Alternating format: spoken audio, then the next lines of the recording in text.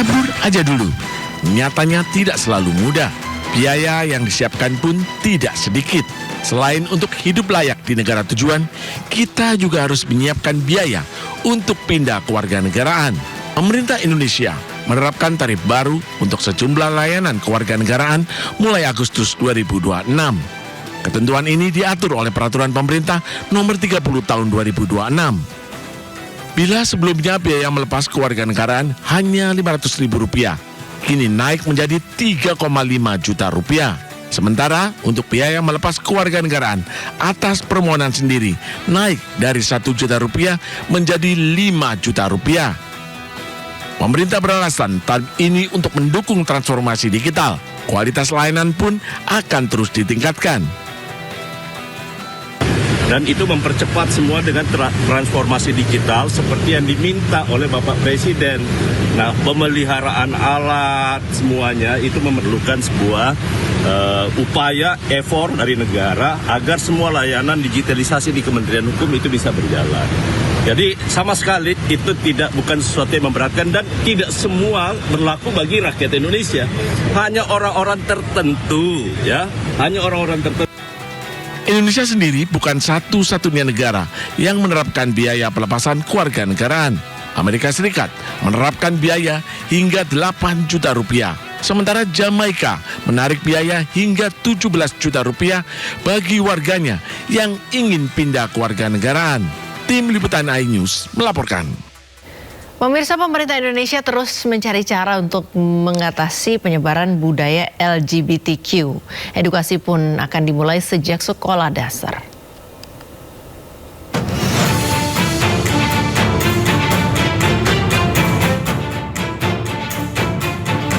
Meningkatnya budaya LGBTQ membuat pemerintah turun tangan dan menetapkannya menjadi ancaman non-militer. Materi pembelajaran terkait pencegahan LGBTQ pun dibuat untuk menangkal budaya ini masuk ke sekolah. Rencananya materi tersebut diberikan mulai kelas 4 SD.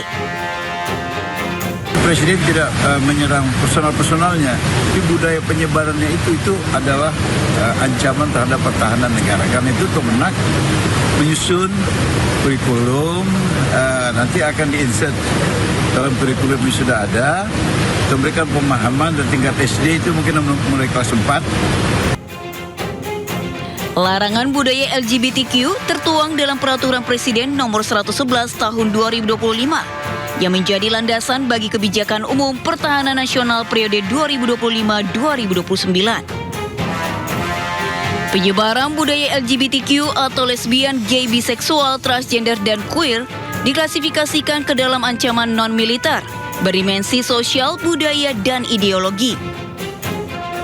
Peraturan Presiden tersebut telah resmi ditetapkan pada 25 Oktober 2025 lalu. Sementara itu, Majelis Ulama Indonesia menggodok RUU Pidana tentang LGBTQ. DPR pun sudah menampungnya dan akan segera membahas pembentukan undang-undang ini. Tim Liputan iNews melaporkan. MNC Peduli melalui program Generasi Cerdas Anak Bangsa melaksanakan kegiatan edukatif dan rekreatif serta pembagian buku di Rumah Baca 4 Jagoan, Cibinong, Kabupaten Bogor, Jawa Barat. Kegiatan ini menjadi bentuk kepedulian terhadap pendidikan dan masa depan anak Indonesia, sekaligus peringatan Hari Anak Nasional tahun 2026. Keceriaan terpancar di raut wajah siswa-siswi Taman Kanak-Kanak dan Sekolah Dasar saat mengikuti rangkaian kegiatan lomba mewarnai dan mengikuti dongeng bersama tim MNC Peduli di Rumah Baca 4 Jagoan, Cibinong, Kabupaten Bogor, Jawa Barat. Melalui program Generasi Cerdas Anak Bangsa, MNC Peduli menghadirkan sesi literasi dan edukasi. Pada sesi ini, MNC Peduli menunjang kreativitas dan menumbuhkan minat anak dalam belajar mandiri, serta memiliki keberanian dalam mengikuti lomba. Pakai gradasi. Senang nggak? Senang. Gambar apa sih yang Gambar itu temanya Hari Anak Nasional. Dalam kegiatan ini, MNC Peduli juga membagikan buku bacaan dalam rangka Hari Raya Anak Nasional, serta mengajak anak-anak lebih gemar membaca. lagi anak-anak di sini sangat antusias karena sudah terbiasa dengan kegiatan seperti ini, ditambah lagi kolaborasi dengan MNC itu membuat semangat anak-anak lebih tinggi dan anak-anak juga menjadi kreatif dengan adanya lomba mewarnai ini. Sangat bagus ya buat anak-anak kita di lingkungan RW 14 karena edukasi ini awal dari anak berumur 4 tahun sampai nanti dewasa biar ada bekal buat anak-anak ini. Perayaan Hari Anak Nasional 2026 menjadi momentum untuk memberikan pengalaman yang menarik dan bermakna bagi anak-anak. Melalui kegiatan yang edukatif, interaktif, dan penuh kegembiraan, MNC Peduli turut mendukung pemenuhan hak anak, termasuk hak untuk memperoleh pendidikan yang berkualitas. Dari Bogor, Jawa Barat, Wildan Hidayat, iNews melaporkan. Pemirsa, sidang lanjutan perkara dugaan tuduhan ijazah palsu Presiden Republik Indonesia ke-7 Joko Widodo dengan terdakwa Dr. Tifa kembali digelar di Pengadilan Negeri Jakarta Timur.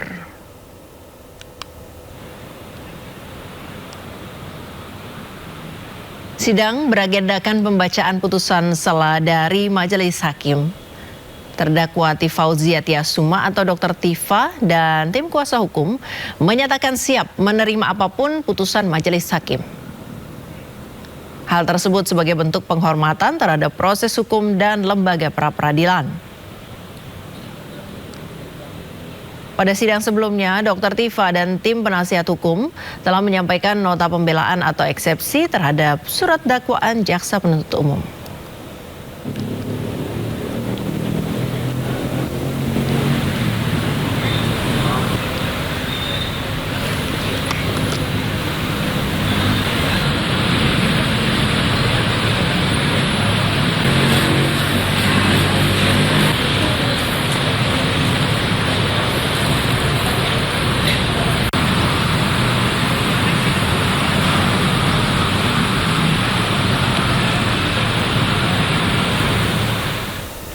Sidang putusan sela Dr. Tifa akan menentukan arah perkara, apakah berhenti di tingkat eksepsi atau berlanjut ke pemeriksaan pokok. Untuk mengetahui suasana sidang di sana, kami telah terhubung dengan rekan Salam Pulungan dan juru kamera Fihir yang kini berada di Pengadilan Negeri Jakarta Timur. Selamat pagi rekan-rekan, silakan dengan laporan Anda, Salam. Ya, Priska dan juga pemirsa, rencananya pada pukul 9 pagi hari nanti sidang dengan agenda pembacaan putusan sela terkait dengan dugaan kasus fitnah dan juga pencemaran nama baik ijazah Presiden ke-7 Joko Widodo dengan terdakwa Dr. Tifa.